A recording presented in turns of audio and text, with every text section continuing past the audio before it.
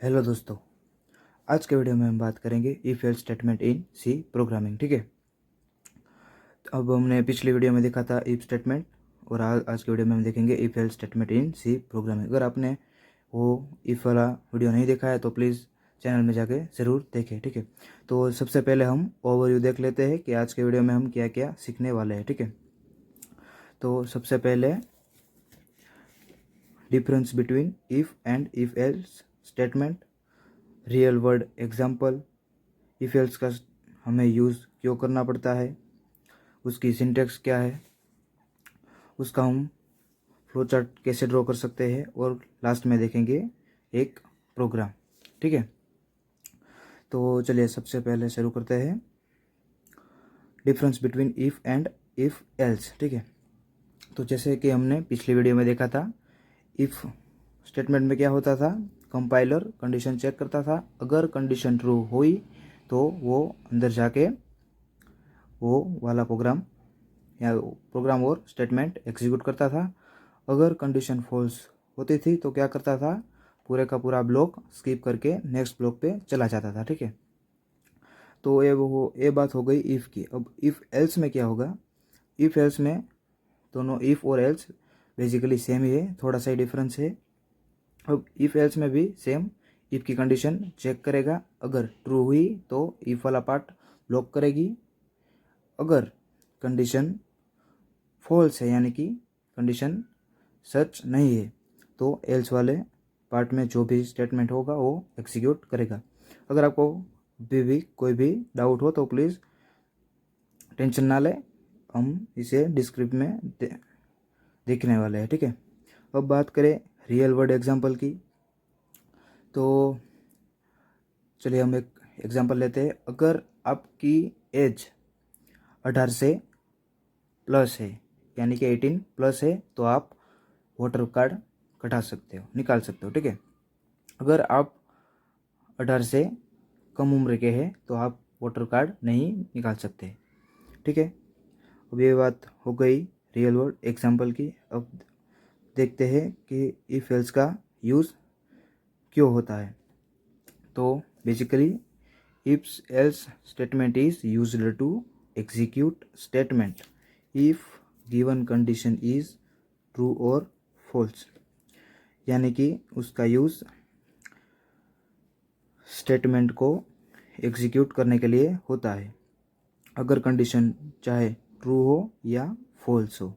ठीक है, इफ़ में क्या होता था, इफ़ में ओनली अगर कंडीशन ट्रू हो तो ही उसका यूज़ होता था, और इफ एल्स में यहाँ पर दोनों में यूज़ होता है, यानी कि ट्रू हुई तो भी एग्जीक्यूट करेगा स्टेटमेंट, अगर फॉल्स है तो एल्स वाला पार्ट तो एग्जीक्यूट करना ही करना है। ठीक है, अब चलिए सिंटेक्स की बात करें, तो इफ़ की सिंटेक्स तो सेम ही रहेगी यहाँ तक, और यहाँ से एल्स वाला पार्ट जुड़ जाएगा, यानी कि कंपाइलर यहाँ पर आएगा इफ़ कंडीशन के पास, इफ़ यहाँ पर क्या करेगा, कंडीशन चेक, अगर कंडीशन चेक हुई तो ये वाला ब्लॉक एग्जीक्यूट होगा, अगर कंडीशन ट्रू नहीं हुई तो क्या होगा, ये वाला जो पार्ट है इतना यहाँ से यहाँ इफ़ वाला वो स्किप होगा और डायरेक्टली एल्स पार्ट में ये वाला भाग एग्जीक्यूट करेगा, यानी कि ब्लॉक 2 एग्जीक्यूट करेगा। ठीक है, जो कि हम इसे प्रोग्राम में देखने ही वाले हैं, तो आपका सारा डाउट क्लियर हो जाएगा। ठीक है, अब बात करें तो हम इसका फ्लो चार्ट कैसे ड्रॉ कर सकते हैं। तो जैसे पे यहाँ पे दिख रहा है, कंपाइलर जब यहाँ ऊपर ऊपर वाले कोड को एग्जीक्यूट करने के बाद हमारे पास आएगा, यहाँ पर कंडीशन चेक करेगा, अगर कंडीशन ट्रू हुई ट्रू तो ब्लॉक 1 एग्जीक्यूट करेगा, यानी कि ये वाला भाग, अगर कंडीशन फॉल्स है तो ब्लॉक 2 एग्जीक्यूट करेगा और उसके बाद आगे वाला भाग एग्जीक्यूट करेगा। ठीक है, तो क्या होगा, यहाँ पर सिर्फ एल्स वाला पार्ट ही इंक्लूड हुआ है, ये वाला तो सेम ही रहेगा। चलिए अब हम इसे प्रोग्राम में देखते हैं।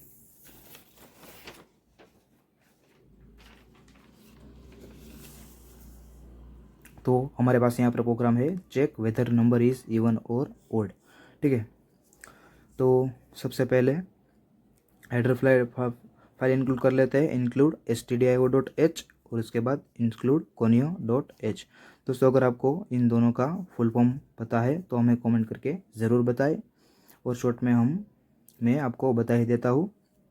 stdio का फुल फॉर्म होता है स्टैंडर्ड इनपुट आउटपुट और कोनिया का होता है कंसोल इनपुट आउटपुट। ठीक है, अगर आपको पहले से ही पता था तो भी आप कमेंट ज़रूर करें।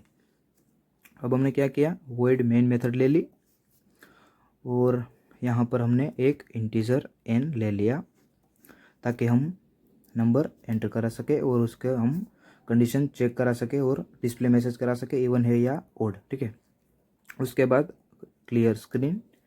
अब हम यूज़र से एक वैल्यू ले लेते हैं। ठीक है, तो हमने यहाँ पर डिस्प्ले कराया एंटर नंबर, यानी कि अब यूज़र मैसेज जैसे ही रीड करेगा उसके बाद वो इंटीजर नंबर डालेगा और यहाँ पर हमने उसको n के अंदर स्टोर करा दिया। ठीक है, अब कंपाइलर क्या करेगा, यहाँ पर आएगा इफ वाले ब्लॉक में। अब n/2 = 0, यानी कि हम यहाँ पर जो भी नंबर डालेंगे उसका यहाँ पर मॉड्यूल करेगा और अगर उसकी वैल्यू =0 हुई तो क्या मैसेज आएगा, नंबर इज़ इवन। अगर नंबर डिवाइड =0 नहीं हुआ यानी कि 1 हुआ तो क्या होगा, नंबर इज़ ओड। ठीक है, और उसके बाद यहाँ पर गेट ch में आ जाएगा। इन शॉर्ट कंपाइलर सबसे पहले यहाँ पर आएगा, कंडीशन चेक करेगा, अगर ट्रू हुई ट्रू तो ये वाला भाग, अगर फॉल्स हुई तो ये वाला भाग। ठीक है, अगर ट्रू हुई तो यहाँ से ये वाला सिंगल एक ही मैसेज डिस्प्ले कराएगा और उसके बाद सीधा यहाँ पर आ जाएगा गेट ch के पास। अगर फॉल्स हुई तो इसके बाद डायरेक्टली यहाँ पर आ जाएगा। ठीक है, तो चलिए हम एक एग्जांपल ले लेते हैं। अगर हमने नंबर एंटर किया 31, ठीक है, तो क्या होगा, कंपाइलर यहाँ पर आएगा, यूज़र के पास से उसने n ले लिया यानी कि n क्या हो गया हमारे पास 31। ठीक है, अब यहाँ पर आएगा 31 इज़ डिवाइड बाय 2, यानी कि 31 यहाँ पर मॉड्यूल होगा और इसका आउटपुट क्या होगा, जैसे हमको सबको पता ही है कि 1 होगा, यानी कि =0। ये वाली कंडीशन क्या हो गई, फॉल्स। तो कंपाइलर क्या करेगा, सीधा ए वाले ब्लॉक को स्किप करके यहाँ पर फॉल्स वाले पार्ट में आ जाएगा और डिस्प्ले मैसेज कराएगा नंबर इज़ ओड, यानी कि ए वाला मैसेज। ठीक है, अब हम इवन नंबर की बात करें तो अगर हम यहाँ पर n31 की जगह 20 ले लें, यहाँ पर क्या होगा 20 मॉड्यूल 2 और इसका आंसर आएगा 0। अब क्या होगा, कंपाइलर यहाँ पर आएगा 20 मॉड्यूल 2 = 0, यानी कि कंडीशन क्या हो गई, ट्रू।